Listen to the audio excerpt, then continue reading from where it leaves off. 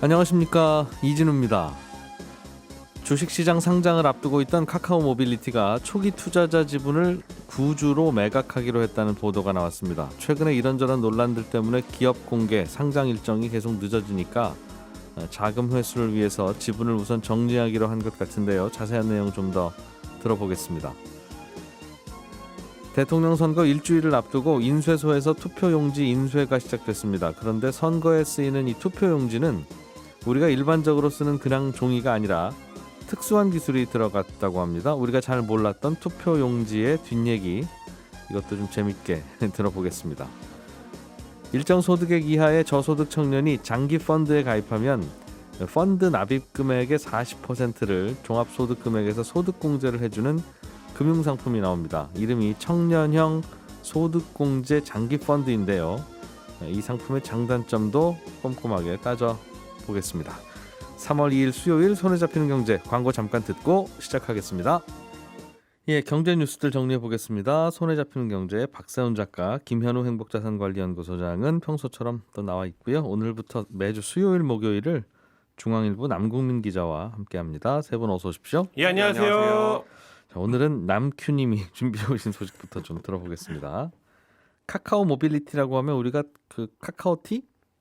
택시 부르는 호출 서비스를 주로 쓰죠. 다른 서비스도 있긴 합니다만, 이거 하는 카카오 모빌리티가 원래 올해 주식시장에 상장할 계획이었는데 제대로 잘 안 될 것 같습니까? 예, 지금 최근에 나온 보도인데요. 카카오 모빌리티의 2대 주주가 텍사스 퍼시픽 그룹이라는 미국계 이제 사모펀드 자금이 있어요. 근데 여기서 이제 지금 갖고 있는 지분을 매각을 검토하고 있다는 보도가 나왔습니다.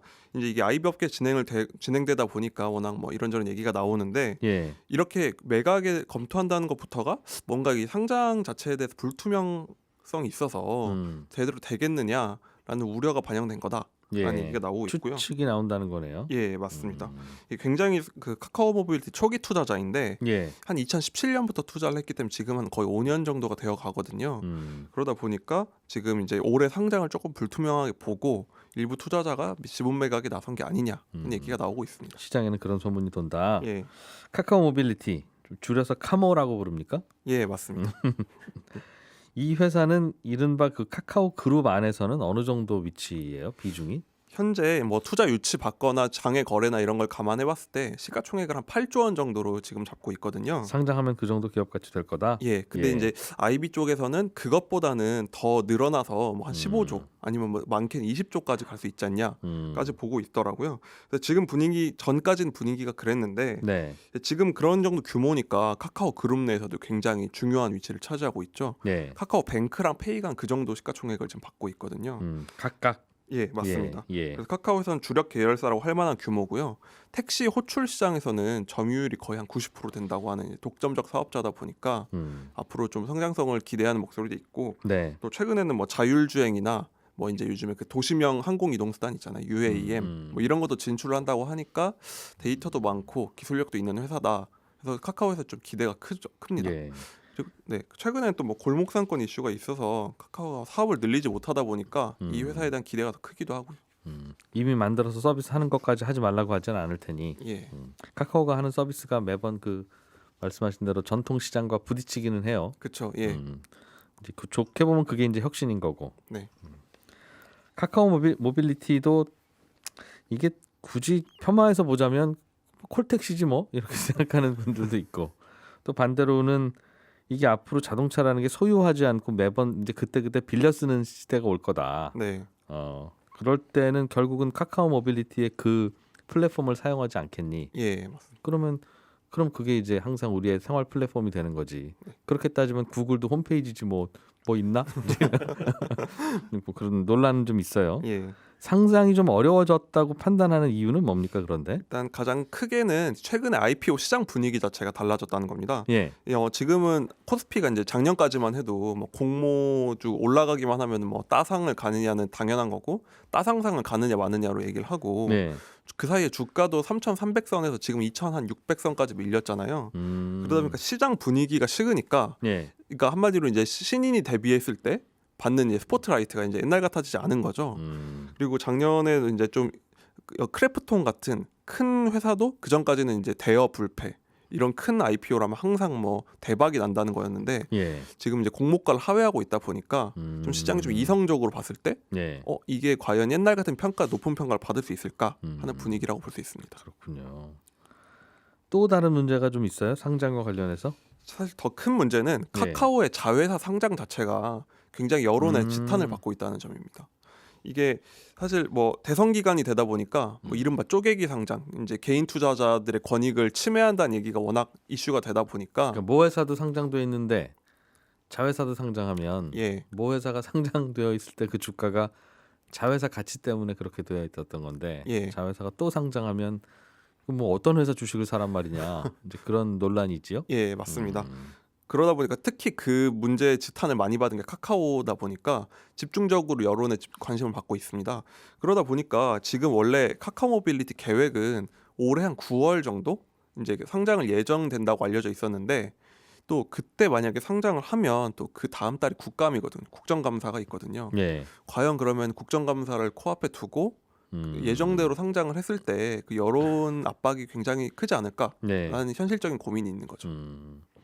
정부가 이제 새 정부 들어오면 이 말씀하신 쪼개기 상장과 관련해서 아예 금지시키는 게 어떠냐 네. 하는 또 그런 법안도 또 이런저런 논의가 되고 있는 것 같더군요. 예, 맞습니다. 굉장히 규제를 하려는 분위기가 있는 거죠. 그래도 상장을 해야 투자자들도 투자금을 또 회수하기도 하고 뭔가 상장이 안 되면 여러 가지 문제가 꼬일 것 같은데 어떻게 보고 있습니까? 카카오는 아직까지는 이제 대외적으로는 뭐 그런 상장에 대해서는 조심스럽고 신중하게 하겠지만 뭐 하지 않는다 명시적으로 밝힌 적은 없습니다. 예.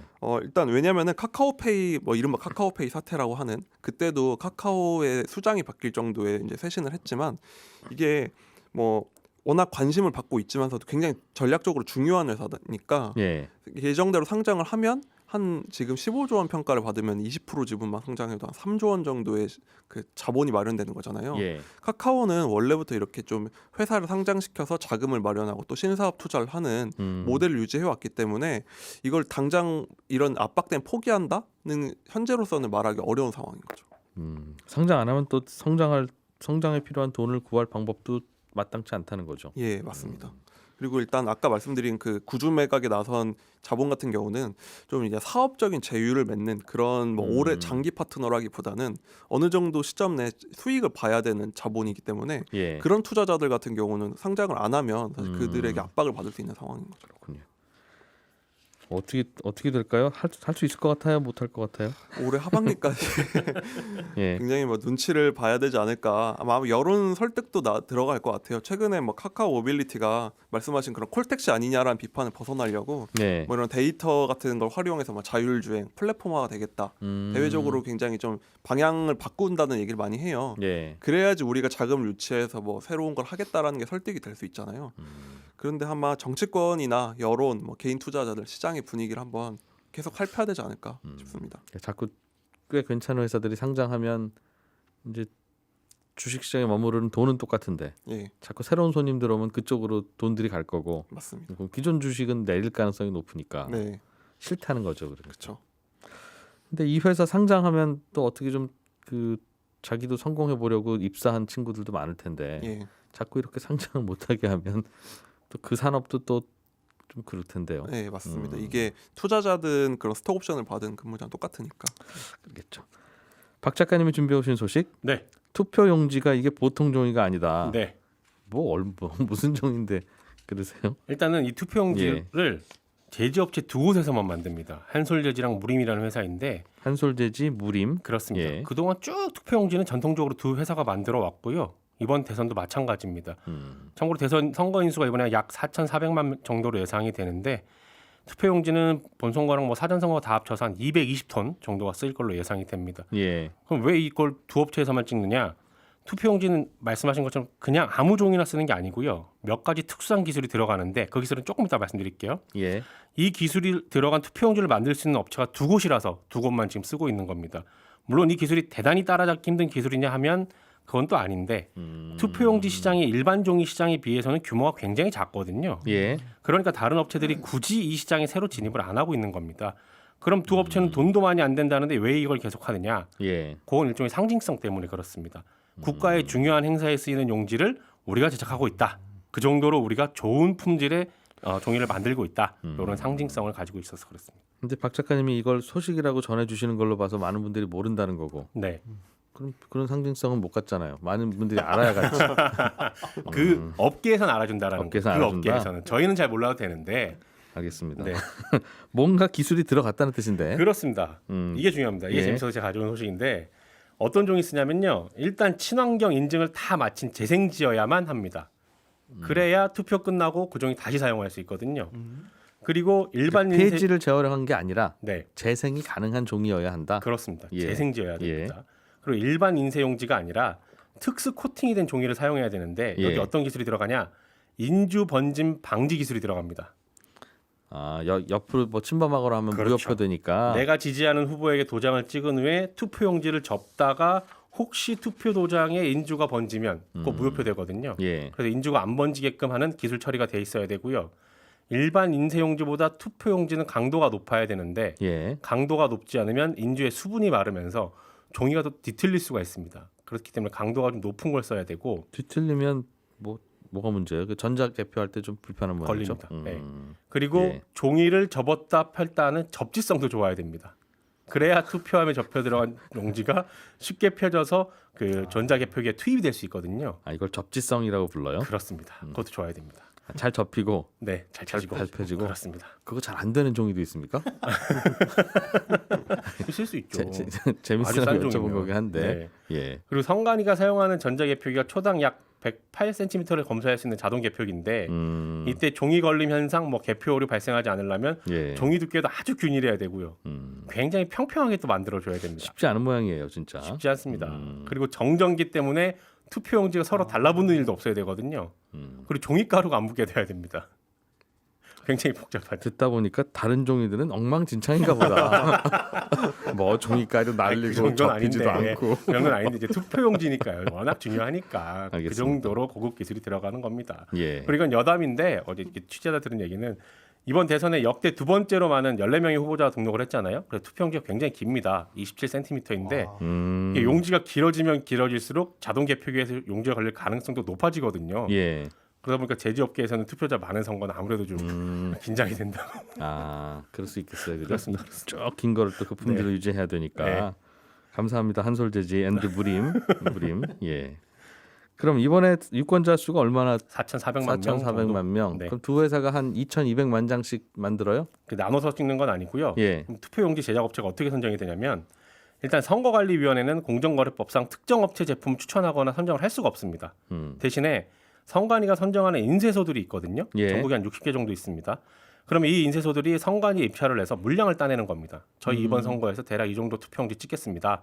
네. 라고 물량을 따내요. 인쇄소들이. 그렇습니다. 예. 그런 후에 그 물량을 맡은 업체들이 알아서 사는군요. 네, 한솔에다가 주문할지 뭐 네. 무림에다 주문할지는. 그렇습니다. 예. 그리고 그 업체 용지 품질을 관할 선관위가 다시 한번 검증을 하는 그런 구조로 돌아가는데 그러니까 제조업체들 입장에서는 인쇄소의 선택을 얼마나 받느냐 이게 예. 굉장히 중요한 문제라서 선거 앞두고 이제 인쇄소 찾아다니면서 영업 경쟁도 치열하게 해야 됩니다. 그래서 아무튼 이번 주부터 각 인쇄소들이 선정된 업체에게 투표용지 인쇄용 종이 받아서 인쇄에 들어가는데요. 예. 일주일 앞두고서야 인쇄를 하는 건 또 이제 종이 미리 받아두면 혹시 습기 생길까봐 일주일 전에 받아서 그때부터 인쇄에 들어간다고. 빠듯하게 하네요. 그러니까. 그렇습니다. 이런 취재 뒷얘기였습니다. 감사합니다. 상식. 예.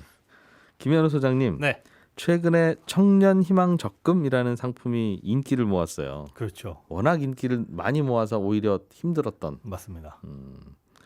청년형 소득공제 장기펀드라는 것도 또 나오나 보군요. 네, 그렇습니다. 2014년에 소득공제 장기펀드, 일명 이제 소장펀드라고 불렸던 게 나왔었는데, 예.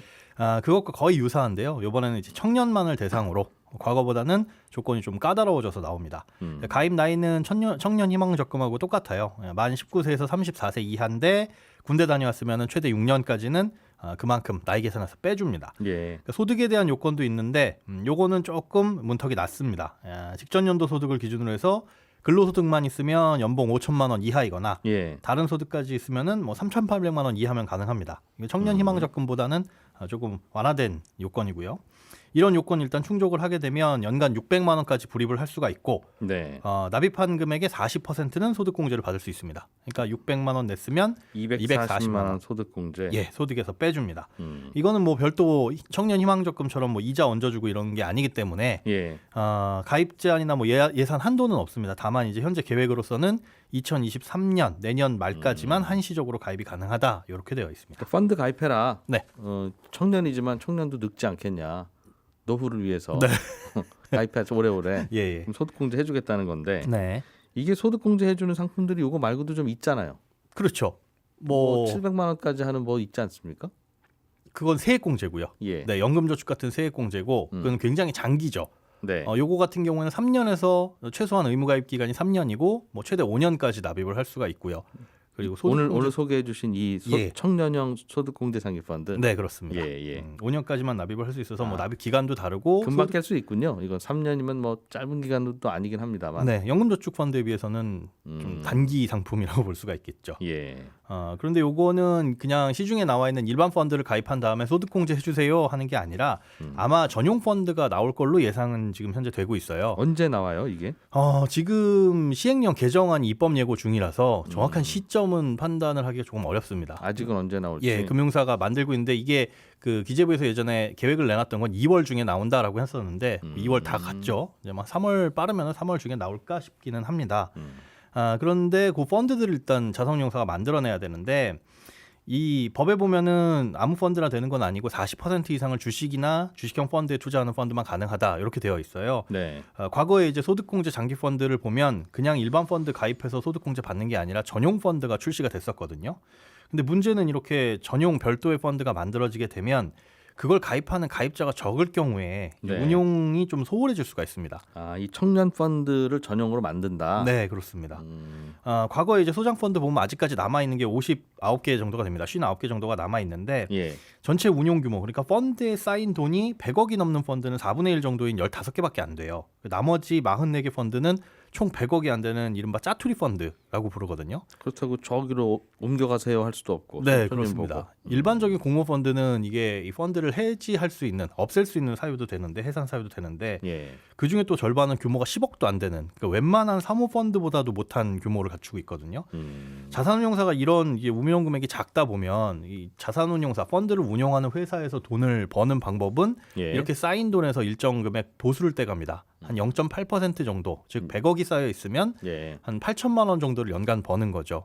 근데 뭐 1,000억이 넘는 펀드와 10억도 안 되는 펀드 두 가지가 있다라고 한다면 그 둘 중에 작은 규모의 펀드는 아무래도 운영이 소홀해질 수밖에 없고 예. 일반 펀드에 비해서 실적이 안 좋아질 수밖에 없겠죠. 그런데 이거는 또 심지어 예전에 나왔던 소득공제 장기 펀드보다 가입 대상이 훨씬 더 좁다 보니까 시간이 지날수록 특성상 그 규모가 작아질 수 있다라는 게 이제 문제로 보이고 있습니다. 그러니까 이런저런 금융회사들이 만들어서 저 청년 펀드 팝니다. 여기 와서 가입하세요 할 텐데 네, 그게 다 분산되다 보면 네, 그렇죠.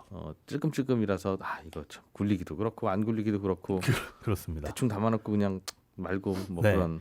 기존에 잘 나가던 펀드들이 있으면 클래스만 다르게 해서 예. 그걸 가입하게 만드는 경우들도 있었어요. 예전에 그 소득공제 장기 펀드가 그런 식이었는데 그런 식의 펀드들이 뭐 아까 말씀드린 한 15개 정도밖에 안 되고 예. 별도의 새로운 펀드를 만들게 되면 아무래도 시장에서 아무나 가입을 못 하다 보니까 인기를 끌기가 좀 어렵습니다.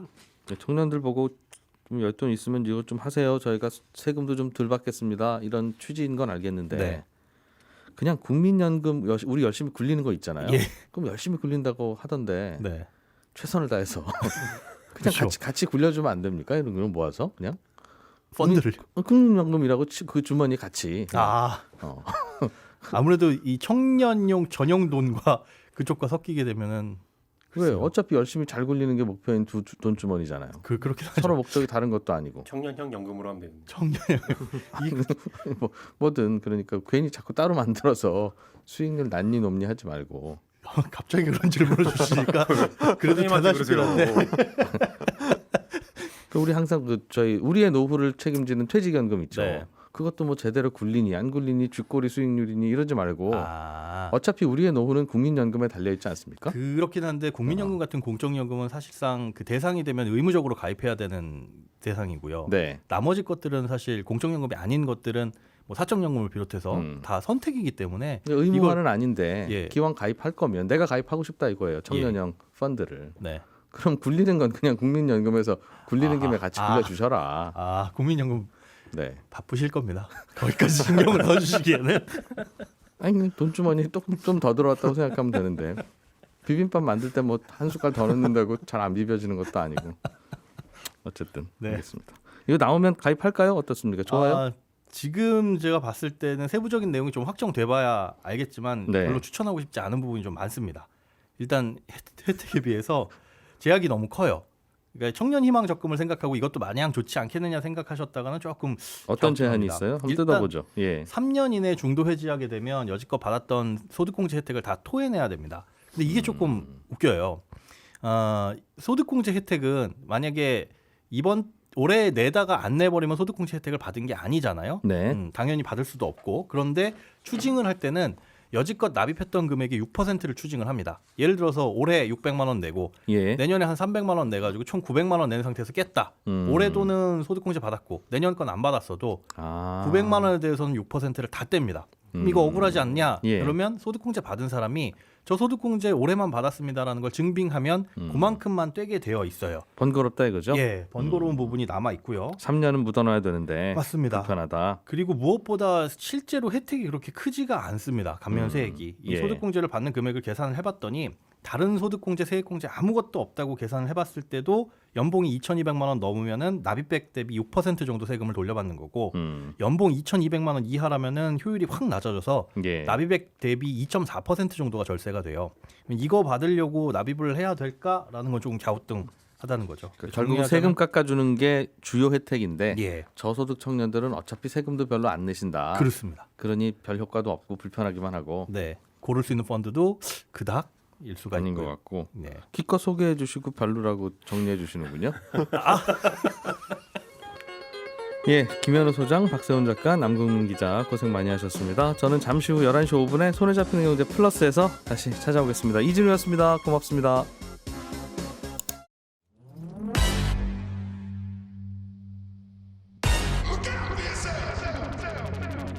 더 유능한 민주정부로 더 성장하는 나라를 만들어 공정이 돌아오고 우리가 알고 있던 상식이 돌아오는 날로 대전한 대혁신의 시대를 열어나가고 싶은 국가의 시대, 시장의 시대를 넘어 시민의 시대를 열겠습니다. 아마도 이게 논란될 것 같습니다. 항상 이쪽은 규제가 되고 그 갈등은 어떻게 이 말씀의 취지 좀 설명해 주시겠습니까? 못 봤었을 거 아니에요. 얘기를 하면 그거에 대해서 예스노 대답을 하고 그다음에 But I'm ready